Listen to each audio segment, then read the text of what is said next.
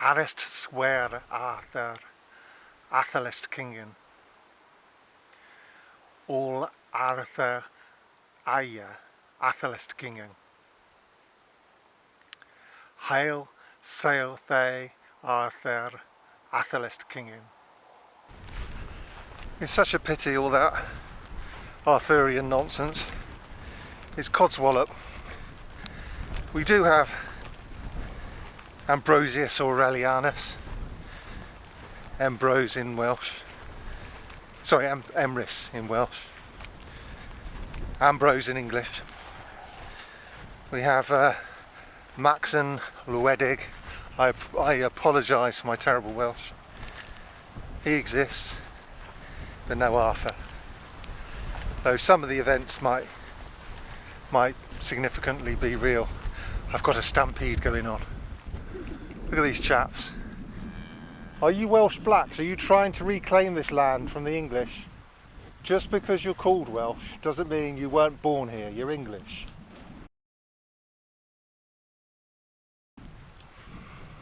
Hello, sweethearts. Come on, darlings. Good girls. Good boys. Are you all going to follow me now? What is this, the mafia?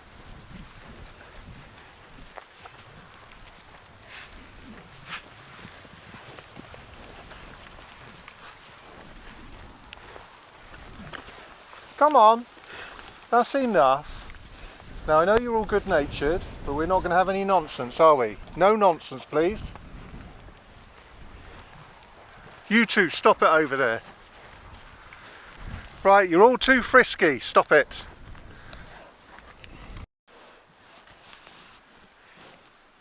This here did not insulate me from the electric cable.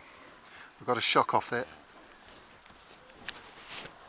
which meant I had to get down on my hands and knees in front of these chaps here. So Somerset farmers really aren't endearing themselves to me. That's obstruction in my view. See you later, chaps. Behave yourselves and stop that, you two. Those bullocks were pretty frisky. It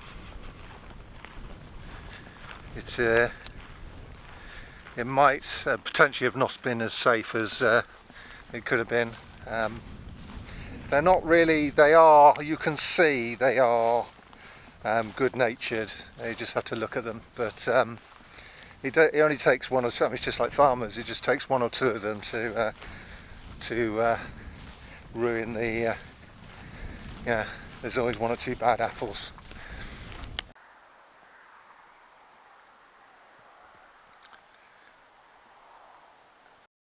I'm approaching the hamlet of Haviat. It might be pronounced Haviat here, I don't know, but because I have an inkling of what the name means, I'm separating it at the V and the Y. We have that yat element, which is gate. It would have been pronounced something like yet in the Middle Ages. The town of Yate in near Bristol is it basically means gate. But what's interesting about it is this. All of the other Yate sounding place names I've talked about in this area in Glastonbury have been to do with woodland, to do with hedged enclosures, and this one seems to be the other meaning of Yate, gate, which is a gap, and I'll go into it now.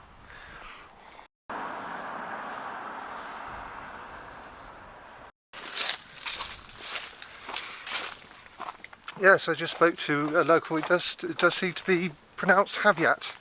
Have and yat.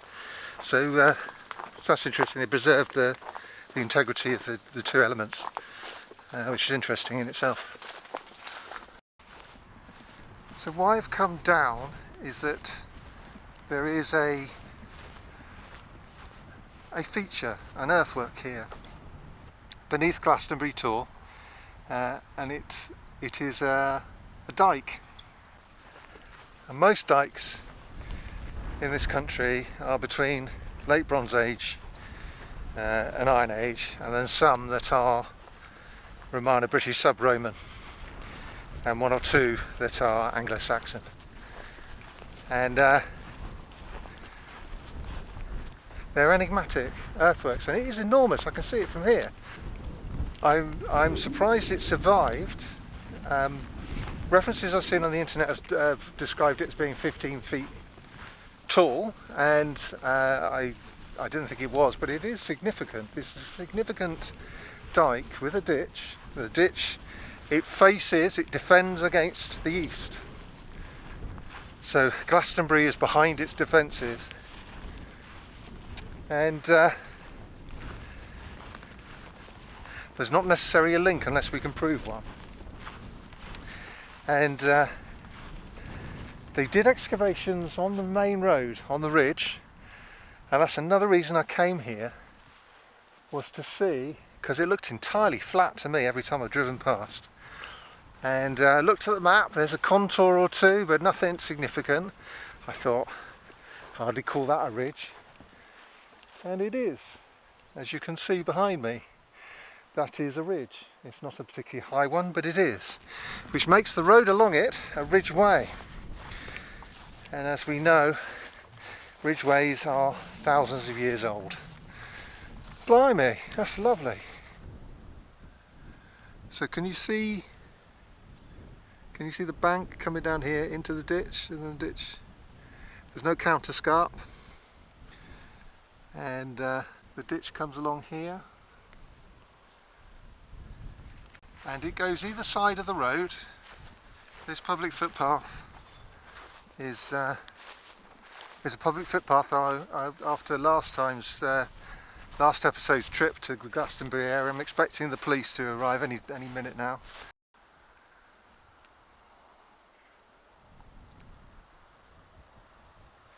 So we're going up the dyke now. We're just over the ditch.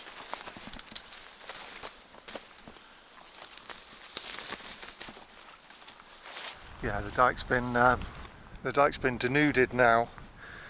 It's lucky I'm not entirely decrepit, isn't it? Oh, bloody hell! Oh.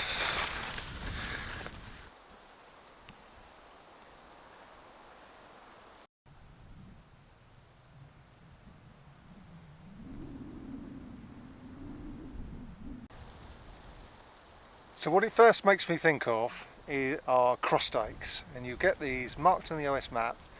You geographists of you amongst you geographers will know what a cross dyke is. Well, they won't necessarily know what it is, but will be familiar with the name because you'll see it across ridgeways in downland. And always the question is asked: why does it only go so far either side of a road of the ridgeway? And the answer to that is it doesn't need to, because if the role of that dyke is a policing role, you can inspect wagons of goods and people by stopping them at the gate of that dyke on that ridgeway, and anybody that doesn't like it and goes off the ridgeway to go around the dyke will make themselves appear very visible to the guys in charge, to the policing force. They can go and investigate, and B, they tend to drop off at such an alarming rate in descent that they lose their wagons, their mules and their produce over the edge of the escarpment. Now we don't have a steep escarpment here, as I just pointed out, but what we do have is what is called the moors in Somerset. It is not highland, it is lowland, and it is derived from the Old English, well, basically mire, and that gives us a clue. Also, we have a clue from medieval documents, like proper medieval, not early medieval like I go on about, that there are osier beds and alder beds around here. They don't say woods, they say beds. These are plantations, and those two trees, alders and osiers are willows. These are water trees that enjoy being on water. So we have a clue that this land is very, very wet naturally. Also, Glastonbury is the island of Avalon. Ignore the romantic bullshit. You have the word island, the isle. Tells you this place is surrounded by water naturally. So if it hadn't have been drained over the years, you would have great difficulty. You would have to find a causeway.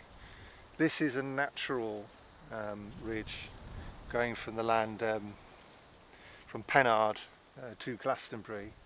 It makes a natural road, and this dike is it certainly has a policing. It could have almost definitely had a policing function. Check, you make sure people pay their dues. If they're taking sheep to market, take their shilling off them. Make sure nobody's carting around contraband, and keep the low life troublemakers like me out. But you might have, there's two sides to security. There's the policing action, and there's the existential threat from abroad. So we have a date for some pottery at the gate, and remember, yat is gate. It is the gap in the dike is the road, and that is the yat. And what is could there have been an existential threat? Well, the pottery apparently dates to the time of what is called the anarchy, and that time that should be enough to give us an explanation why you would spend time building fortifications. So you wouldn't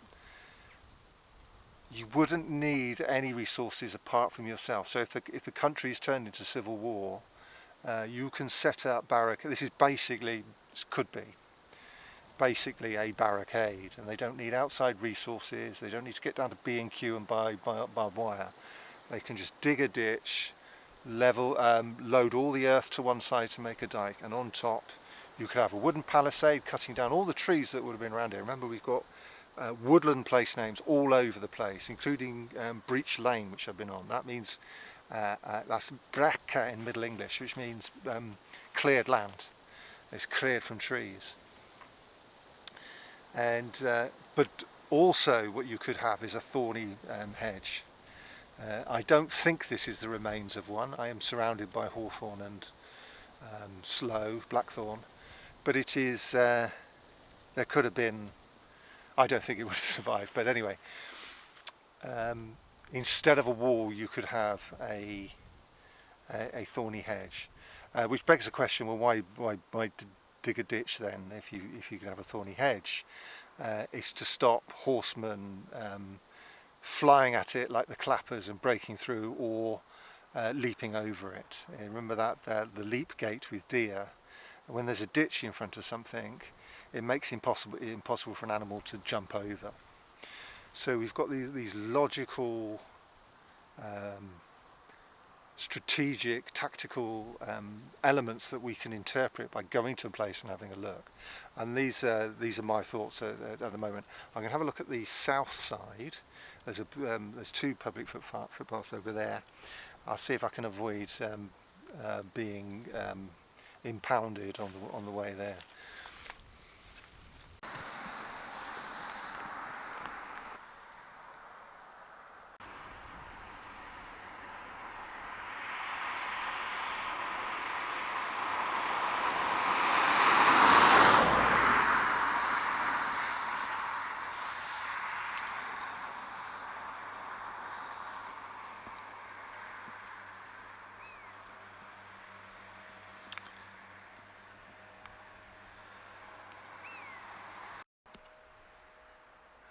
What do you think of this along here? Just in front of me. What do you think? I was chatting with a local leaning against his garden fence, and he was saying he's found Samian ware up here, and I sort of typologically it makes me think of Bokerley Dyke and Dyke, both of which I maintain are sub-Roman. There's a period of, or late Roman, there's a period of absolute chaos, and they had to defend against raiding. Now, he says, they say the Roman road, which I know nothing of, but I did notice in one of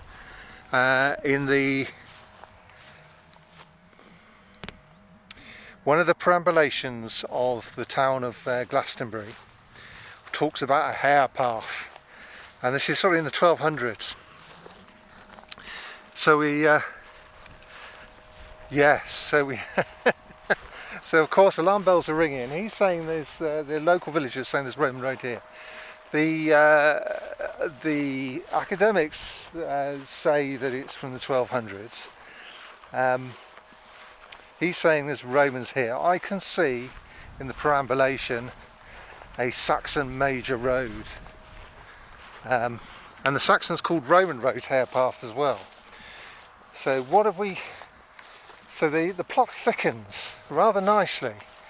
And I'm keeping my eye out for any pottery. It's because its typology suggests that sub-Roman chaos, the time of conspiracies, rebellions, disasters. It makes me think, can you think of any medieval dykes? You probably can't. So yes, it's this.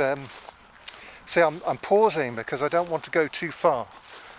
You know, I need to be able to justify what I'm saying, and I'm not sure I entirely can, so I'm sort of pausing.